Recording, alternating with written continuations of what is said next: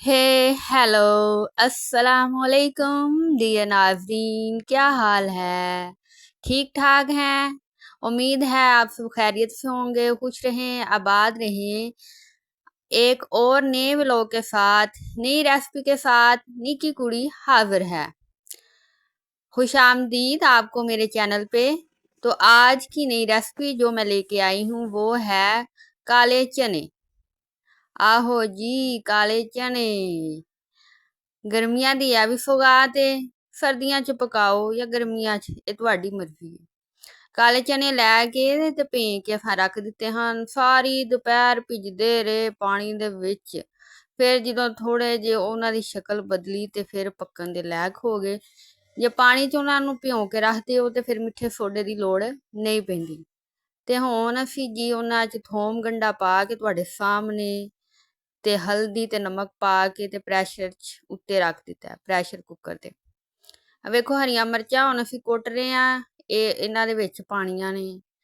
ਤੇ ਆ ਦੋਰੀ ਡੰਡੇ ਦੇ ਨਾਲ ਅਸੀਂ ਕੁੱਟ ਕੇ ਵਿੱਚ ਪਾਵਾਂਗੇ, ਕੱਟ ਕੇ ਨਹੀਂ ਪਾਵਾਂਗੇ। ਇਹ ਵੀ ਤੁਹਾਡੀ ਮਰਜ਼ੀ ਹੈ, ਕੱਟ ਕੇ ਪਾਓ ਜਾਂ ਭਾਵੇਂ ਕੁੱਟ ਕੇ ਪਾਓ। ਤੇ ਆਰਗੈਨਿਕ ਤਰੀਕੇ ਨਾਲ ਅਸੀਂ ਇਹ ਰੈਸਪੀ ਬਣਾ ਰਹੇ ਹਾਂ। ਅੱਛਾ ਜੀ, ਤੇ ਜਲਦੀ ਨਾਲ ਨਿੱਕੀ ਕੁੜੀ ਦੇ ਚੈਨਲ ਨੂੰ ਤੁਸੀਂ ਸਬਸਕ੍ਰਾਈਬ ਕਰ ਦਿਓ, ਲਾਈਕ ਕਰ ਦਿਓ, ਸ਼ੇਅਰ ਕਰ ਦਿਓ। ਇੱਕ ਅਰਜ਼ ਹੈ ਬਸ ਆਈ ਤੁਹਾਡੇ ਨਾਲ। ਲੋ ਜੀ, ਕਾਲੇ ਚਨੇ ਜਿਹੜੇ ਜੇ ਉਹ ਉਬਲ ਕੇ ਆ ਗਏ ਨੇ। ਹੁਣ ਦੁਬਾਰਾ ਅਸੀਂ ਇਹਨਾਂ ਨੂੰ ਭੁੰਨਣ ਲੱਗੇ ਆ। ਪਹਿਲਾਂ ਅਸੀਂ ਇਹਨਾਂ ਨੂੰ ਬੁਆਇਲ ਕੀਤਾ, ਉਹ ਪਾ ਕੇ ਵਿੱਚ ਥੋਮ ਗੰਢਾ, ਟਮਾਟਰ ਪਾ ਛੜਿਆ ਜੀ ਅਸੀਂ ਇਹਦੇ ਵਿੱਚ, ਤੇ ਹਰੀਆਂ ਮਿਰਚਾਂ ਵੀ ਸੱਠਾਂਗੇ ਹੁਣ। ਤੇ ਹੁਣ ਅਸੀਂ ਇੰਜ ਕਰਾਂਗੇ, ਇਹਦੇ ਵਿੱਚ ਪਾਵਾਂਗੇ ਅਸੀਂ ਲਾਲ ਮਿਰਚ, ਦੜਾ ਮਿਰਚ ਤੇ ਨਮਕ ਵਗੈਰਾ, ਤੇ ਇਹਨੂੰ ਚੰਗੀ ਤਰ੍ਹਾਂ ਭੁੰਨ ਲਾਂਗੇ, ਇਹਦੀ ਬੁਨਾਈ ਕਰ ਲਾਂਗੇ। ਲਾਲ ਮਿਰਚ ਫੜ ਦਿੱਤੀ ਹੈ ਜੀ ਅਸੀਂ, ਹੁਣ ਦੜਾ ਮਿਰਚ ਵੀ ਫੜ ਦਿੱਤੀ ਹੈ।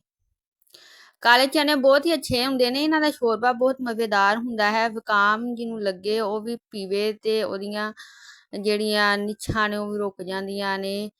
ਉਹਦਾ ਜ਼ੁਕਾਮ ਜਿਹੜਾ ਕਾਫੀ ਹੱਦ ਤੱਕ ਜਿਹੜਾ ਸਹੀ ਹੋ ਜਾਂਦਾ ਕਾਲੇ ਚਨੇ ਦੇ ਸ਼ੋਰਬੇ ਨਾਲ।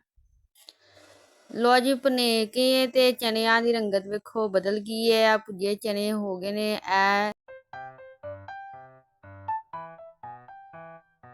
ਆਇਲ ਪਾਇਆ ਛੜਿਆ, ਆਇਲ ਪਾ ਕੇ ਹੁਣ ਭੁੰਨਣ ਲੱਗਿਆ। ਥੋੜਾ ਥੋੜਾ ਤਾਂ ਪਾਣੀ ਵੀ, ਨਮਕ ਮਿਰਚ ਤੇ ਵਿੱਚ ਟਮਾਟਰ ਤੇ ਹਰੀਆਂ ਮਿਰਚਾਂ ਪਾਈਆਂ ਸਨ।